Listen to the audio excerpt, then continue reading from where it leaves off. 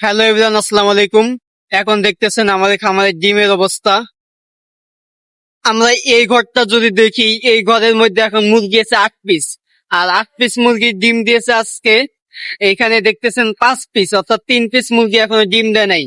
এই 3 পিস মুরগি সারাদিনে কখনো না কখনো ডিম দিয়ে থাকবে, যেমন বিকালে বা সন্ধ্যার আগে আগে ডিম দিয়ে দিবে। আর মুরগি করে এই ডিমগুলো এখন 12টার দিকে উঠানো হবে, আরেকবার উঠানো হবে মাগরিবের আজানের আগে আগে। আমরা দিনের প্রতিদিন প্রায় 2বার করে ডিম উঠানো হয়। একবার উঠাইলে আমরা ফুল প্রোডাকশনটা পাই না, এর জন্য দ্বিতীয়বার ডিম উঠাইতে হয়। আর এই খাঁচাটা যদি দেখি, এই খাঁচার মধ্যে টোটালি মুরগি আছে 8 পিস, আর 8 পিস মুরগি আজকে ডিম দিয়েছে এখন 3, 6, 7টা, অর্থাৎ একটা মুরগি এখনো ডিম দেয় না। এই মুরগিটাও ডিম দিবে আজকে শিওর।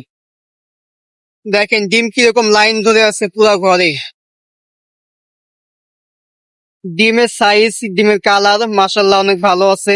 আর এখন ডিমের দামও অনেক ভালো পাইতেছি আমরা। আপনারা কে কোন জেলা থেকে ভিডিও দেখতেছেন আর আপনাদের এখানে ডিমের দামের কি অবস্থা তা অবশ্যই কমেন্ট বক্সে বলে দিবেন। আর আপনাদের খামারে কতগুলা মুরগি আছে তাও বলবেন। আমাদের এই খামারে টোটালে 12,000 লেয়ার মুরগি আছে। আর এটা আমাদের একটা কন্ট্রোল শেড ঘর।